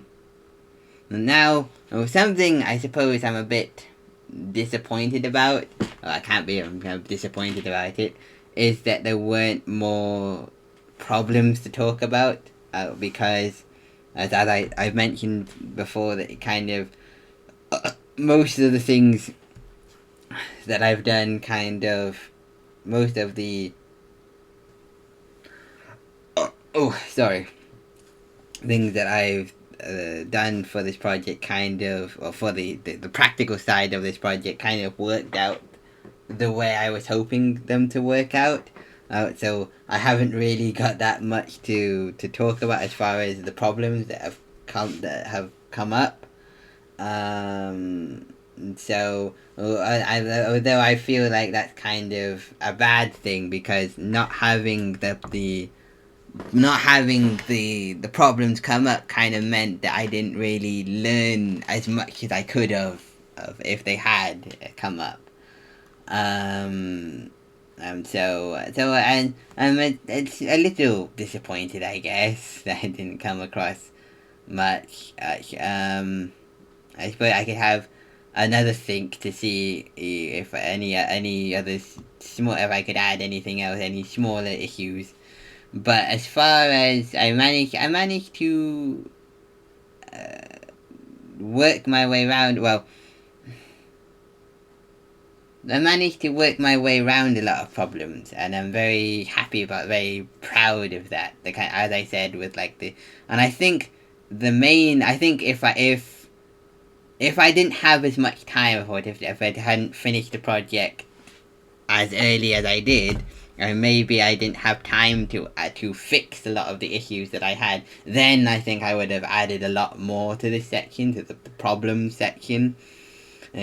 But because I had enough time to kind of go back and kind of fix these issues, I wasn't able. There's not as much to write here. There's not as much here. So I think that's the reason why I haven't been able to fill this section up as much. And then this is talking about problems I have solved and how I've solved them. And talking about how I was nervous of my USB stick getting corrupted or getting lost, and so I put all the information I had, all the models I had, onto another USB and started taking that to college with me, so that if something happened I had a backup up. So that's what I was talking about there. But as I said, there hasn't really been, I suppose that's something I might be able to write, is because I've managed to finish the project early, I've not had as many problems or not as many issues as I would have if I wasn't able to go back and fix those changes, and fix the things that I kind of wanted to change in my environment. And moving on, this is the presentation part of my site. Now, when I started the project, I didn't think that this section would be as, how we say, used as much as it is now. But I just thought that we were just gonna add the final pitch, the pitch here, and that was gonna be it. But Rob also suggested, I got a lot of feedback back from Rob about this section and then how I could improve it. So I had to cut. So in the end, I had to come back and make some adjustments to it, which was not a problem. But one issue that I kind of didn't talk about initially was different ways of presenting my project, or different ways of presenting my final major project. I didn't talk about this, and so this was something that Rob pointed out in his feedback video. Is that I could have talked about and different ways I could have presented my speech or my pitch, and so this part I just kind of going over why I made the decision to present the pitch the way I did.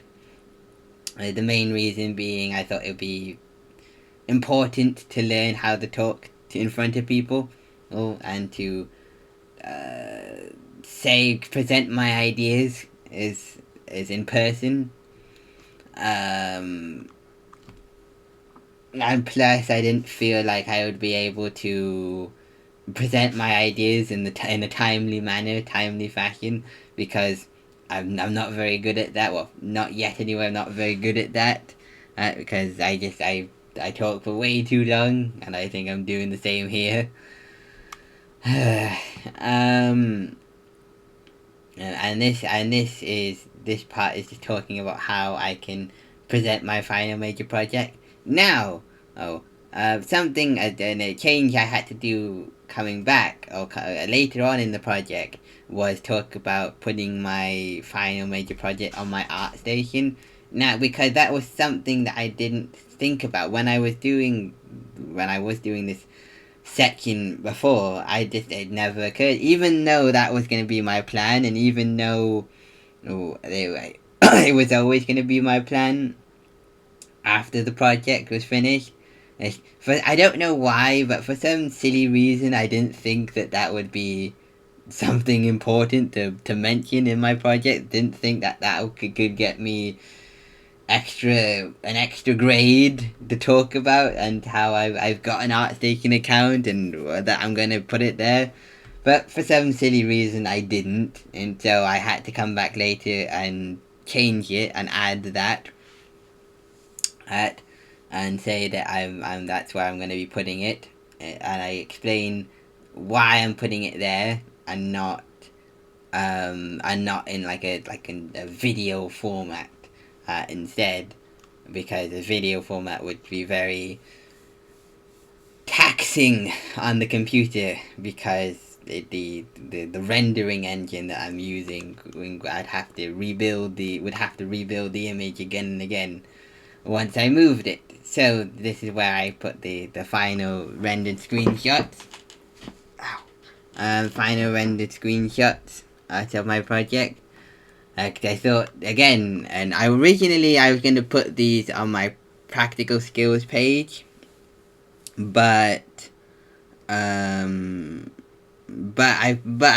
Rob mentioned how I could put them here instead, and I thought that would make more sense to put them here instead of the practical skills page, because here it's much easier to get to them. You don't have to scroll as much.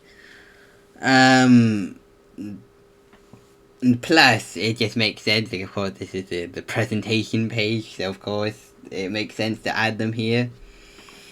And then this is the audience feedback that I got from my audience. And all of them are very positive, and all of them I'm very happy with. In particular, I'm very. They make me the comments that I've got come back to me were very meant a lot to me, because first starting this project, I wasn't really sure if I could even myself, Thomas mentioned his feedback during the feedback, the what's it called, focus group. He mentioned how he thought that I wouldn't be able to model all the objects that I wanted, or that I was planning to do, and how he said it might be a good idea to kind of step back and kind of take some objects out. And at the time, I kind of agreed with him, and I was kind of felt, oh, maybe it is too much for me to do. But looking back, of course, now I can look at the finished results of everything I've. But even at the time, even though I was kind of still a bit kind of nervous about it, I still kind of felt like, no, I can do this. This is something I can do. I still felt confident in my ability to get it done, to finish the project, to get the project finished. And I'm really happy that I stuck with it, and I'm really happy that I listened to myself. And I believed in myself. Because this is the most,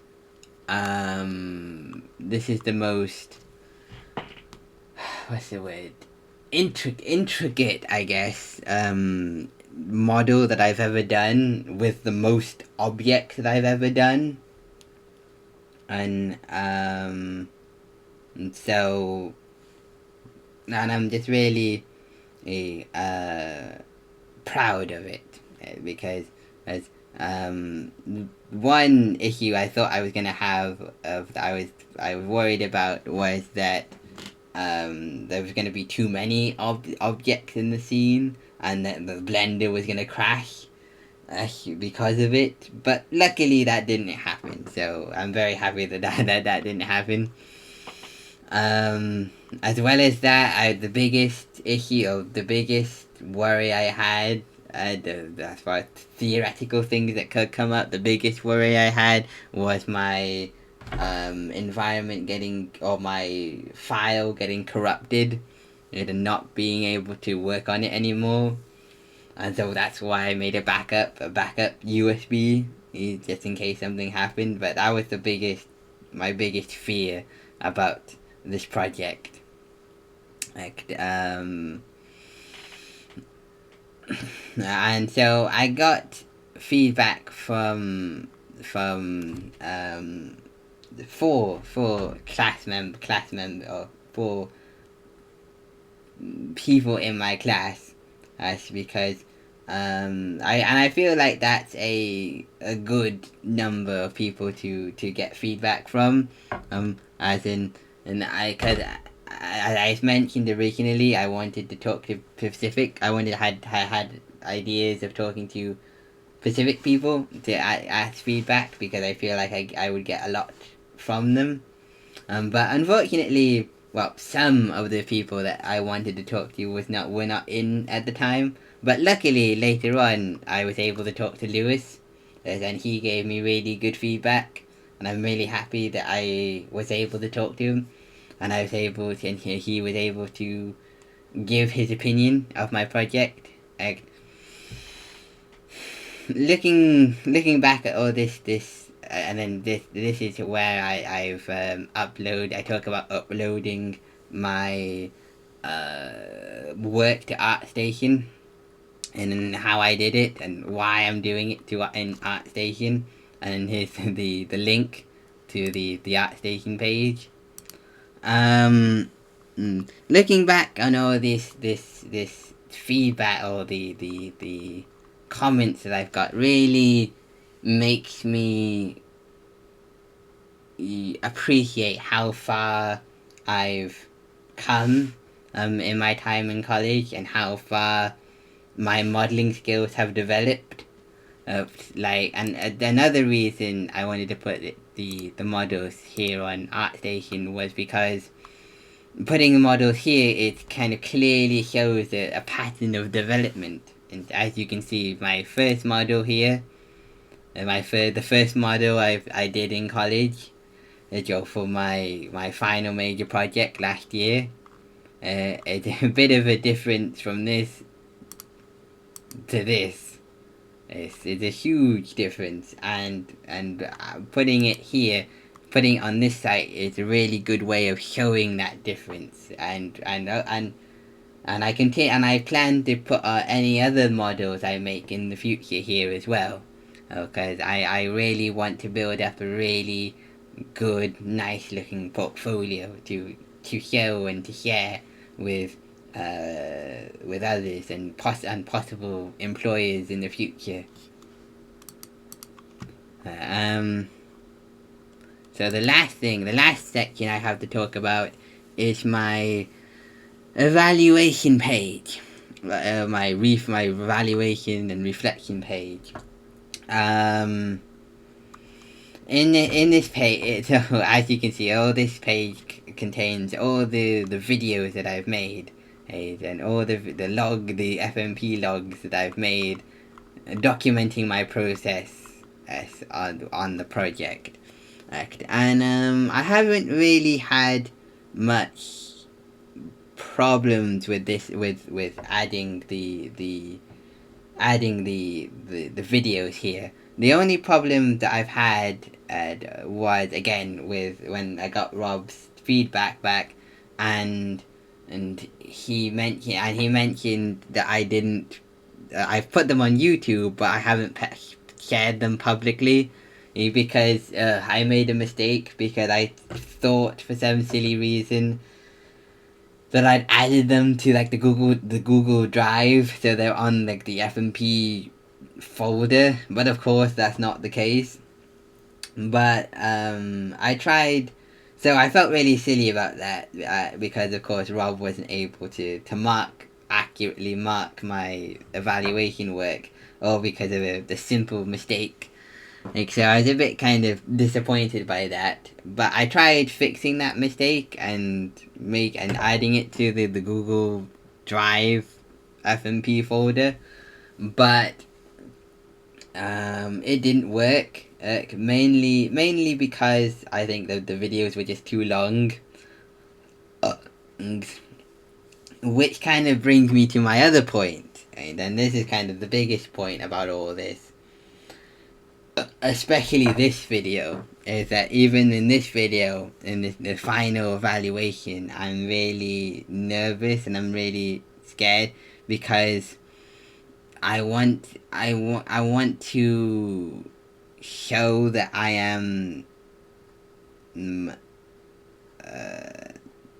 evaluating correctly, I guess. But I'm really nervous that I'm not. Like, I could be putting all this time and effort into these things, and maybe there might be like 5 minutes worth of actual good information in them. I don't know.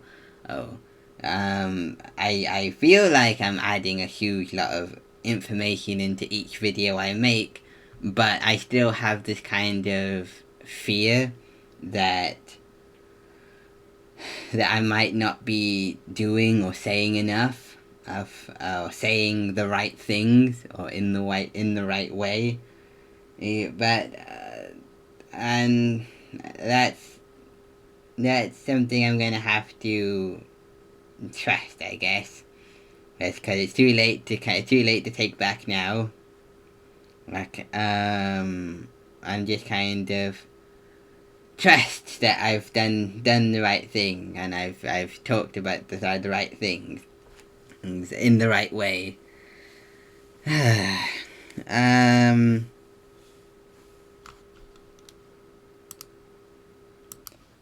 Well, I guess I kind of already inadvertently answered some of these questions, but I suppose that I want to try and at least kind of, shall we say, finish them off, if you will, just to make sure that I've done the right thing. So I've kind of gone through what I think the kind of criteria I think I've already hit. What kind of problems I encountered? Well, I already talked about how the section of how the problems that I've the small amount of problems I have faced is one actually now I can say is that I mentioned in another evaluation how I came across a problem where the camera zoomed out way too much and I wasn't able to get closer to the model to start work on the model. I thought it was a glitch. I thought it was something I couldn't fix. That it was some kind of glitch on Blender. But turned out it was like when I was modeling, I did it again, but I realized I hit another button and it was like a part of another view form that you could have in Blender. I'm not quite sure when you'd use that for that view, but it's a view that you can. So it's part of the Blender. It wasn't a glitch. But I managed to find out how to toggle in and out of it. So I did manage to solve that problem. Um, mm,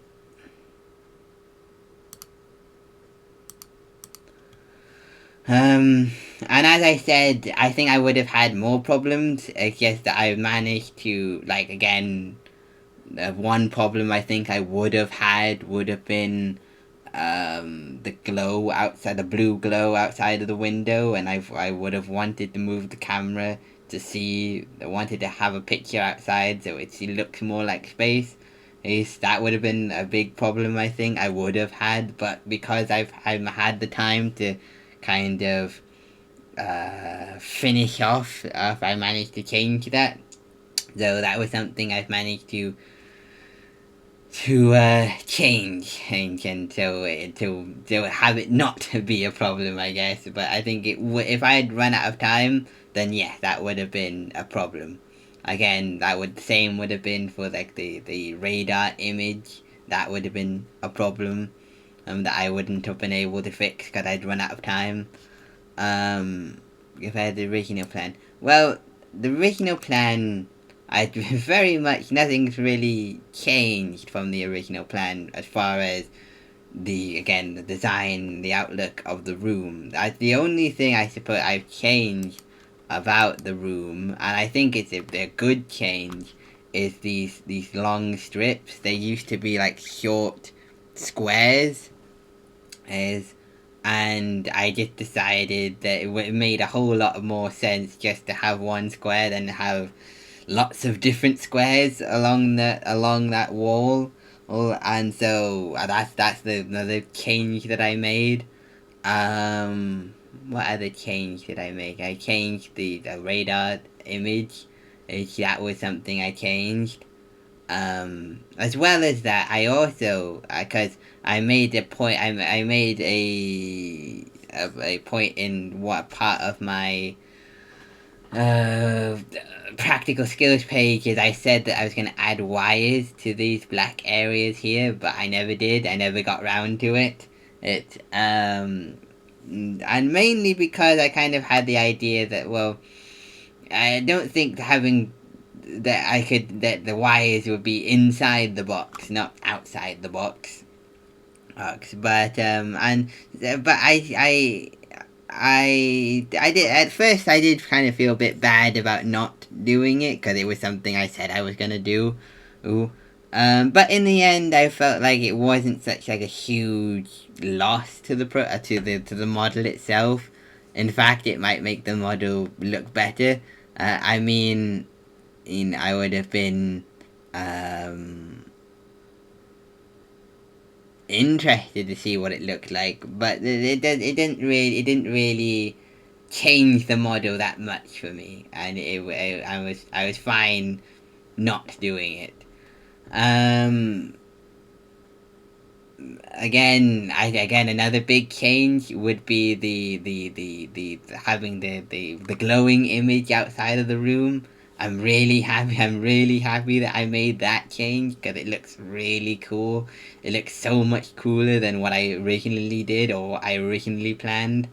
and that's probably one of the biggest changes, and one of the one that I'm most happy with, I'm most pleased about, would be that. So that I'm really happy with that change. But as far as like the original, as far as like the, I suppose the original look for the room, nothing has really changed, and I'm happy with that. And I'm happy that I was able to, that I didn't have to change my plan, that I didn't have to make any big drastic changes. Is that it all kind of, I had a plan and I had sketches what I wanted, and I managed to do it pretty much exactly the way that I planned out, and I'm very happy that I managed to do that. To not need to make any huge changes or adjustments. Um, and so that would be another thing I can compare. As far as the suitability of my target audience, um, again, and in the end, I didn't plan. I did, because again, I put the age rate at 16, because I felt this wasn't really a an environment an environment for younger kids. It's because, again, this is supposed to be like a military place, a military type ship, navy ship, and so I felt like it would be more appealing to your older people. So that's why I put it up to 16. But as mentioned before, 16, I could have added like a weapon on the wall, I could have added like alcohol on the table. But in the end, I didn't end up doing that. Right, but I still feel like 16 was a good age rating to put, or to have. That was a good final age rating to have for the model, because like you could argue that, like, yes, you could show this to a 12-year-old and they would love it and it would be fun and they would think it's so cool. No. And there's nothing here a 12-year-old couldn't see or wouldn't be appropriate for a 12-year-old to see. But I just felt that it, an older that an older person, that the environment would be much more suitable for an older person, like a teenager. Like that's why I made the final decision to just keep it to 16, because as I felt it would much more, what shall we say, appropriate, I guess, as and so, I still believe that 16 was a good place, a good final Peggy rating for the project itself. Of, because as I said, there's nothing here that kind of puts it over an 18 in and so that wouldn't have been very appropriate for my project, I don't think. And so I'm happy with the age rating that I chose. I feel it's very appropriate, because again, I feel like teenagers would be much more interested in the kind of military type environment and than like kids would be. Kids probably wouldn't understand it or wouldn't have as much, shall we say, appreciation for it, if you will. So that's what I think about that. Already done that.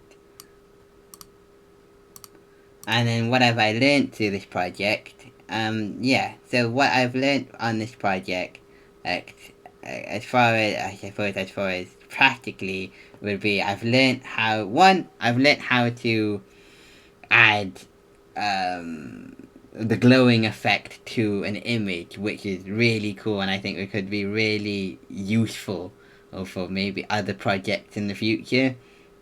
But as well, I think the biggest practical thing that I've learned from this project is how to make an environment and how to model an environment. And because I feel like now that I know the process of doing doing an environment, and I want to try and do other environments and see how they look, and see if I can improve what I can improve on, and what I can learn from, I guess. Because this is my very first environment, and I'm sure, and but I feel like this is a very good, shall we say, starting point to start learning to continue learning how to make environments, and how to and maybe how to make even and how to make maybe more challenging environments and later on, maybe not right now, but this is a very good starting point, I think. And I really I I think learning how to make environments is a very useful skill, and is a very useful skill for a 3D modeler to learn.